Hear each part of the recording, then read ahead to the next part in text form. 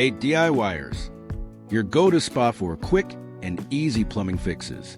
Today, I'm going to show you how to fix a leaky mixer faucet by replacing the ceramic disc cartridge.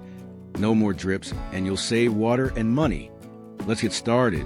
Tools and materials. New ceramic disc cartridge, adjustable wrench, flathead screwdriver, Allen key, cloth or towel to protect the surface. Step 1. Turn off water supply.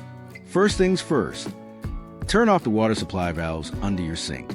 Look under your sink for the hot and cold shutoff valves and twist them clockwise until they stop. Now open the tap to release any pressure left in the line. Step 2. Remove handle.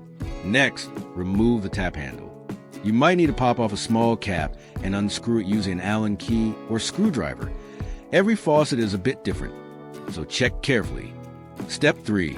Unscrew body and access cartridge. With the handle off, unscrew the cover and collar to expose the ceramic cartridge. Some models might have a locking nut that needs to be removed with a wrench.